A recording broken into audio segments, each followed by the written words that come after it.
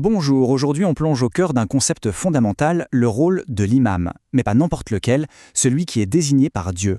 Pour explorer ça, on va s'appuyer sur un sermon vraiment éclairant de l'imam Jafar al-Sadiq pour bien saisir ce qui rend cette figure si essentielle. Alors, la question qu'on peut se poser, c'est tout simplement, qu'est-ce que c'est au juste un imam désigné par Dieu? Et pour trouver des réponses, le sermon qu'on va décortiquer ensemble nous donne des clés de compréhension vraiment fascinantes. Allez, c'est parti! Bon, pour commencer, le point de départ, c'est de bien comprendre que l'imam, ce n'est pas juste un chef choisi par les hommes. Non, c'est bien plus que ça.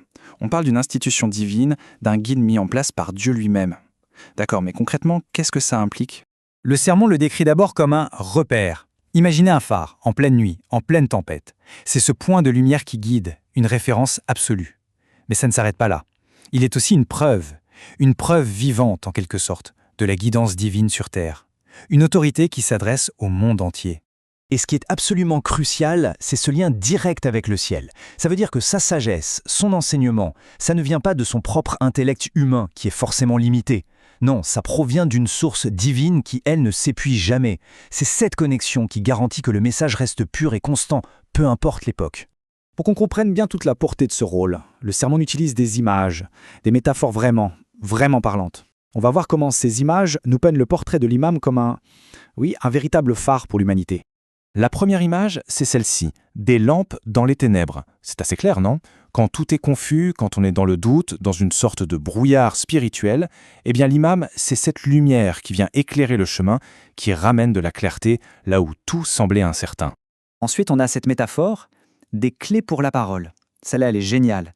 Ça veut dire qu'ils ne font pas que lire ou réciter les textes sacrés. Non, ils sont les dépositaires des clés. Ils ouvrent les portes des significations cachées, profondes. Ils ne se contentent pas de transmettre un savoir, ils en révèlent le cœur, l'essence même. Et pour finir cette série d'images, la plus forte peut-être, des piliers pour l'islam. L'image est saisissante.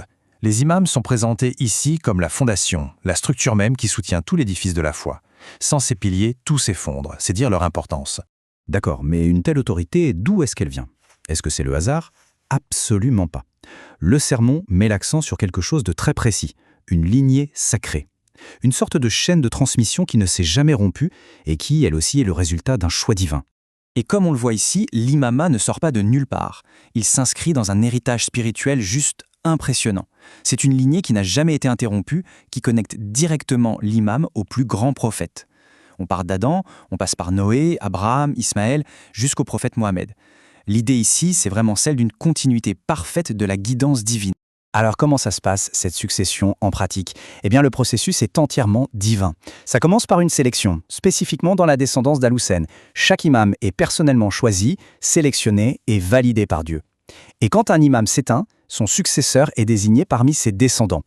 Ça assure une continuité, une ligne de guidance qui est toujours claire et toujours visible.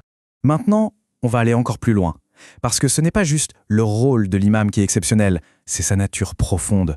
Le sermon nous parle d'une âme qui est littéralement protégée par Dieu. Et cette protection, attention, elle commence bien avant sa venue au monde. Le choix de l'imam, ce n'est pas une décision qui est prise à un moment donné de sa vie. C'est quelque chose qui est ancré dans la science éternelle de Dieu. Il est sélectionné pour sa pureté fondamentale, une pureté que Dieu connaissait déjà avant même qu'il ne naisse. C'est assez vertigineux comme idée. Et cette protection divine, elle est totale. Absolue. La liste est très claire. L'imam est gardé à l'abri de tout ce qui pourrait venir polluer son message ou sa personne. Les pièges d'Iblis et de ses armées, les ténèbres, les impuretés, les fautes, en gros, il est préservé de tout. Il est en quelque sorte façonné pour être un guide pur et infaillible.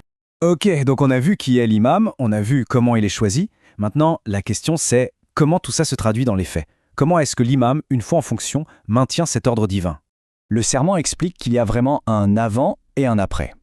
Tant que son père, l'imam précédent, est en vie, le futur imam est là, il observe, en silence, il attend le signal divin. Mais au moment où son prédécesseur disparaît, là, tout bascule.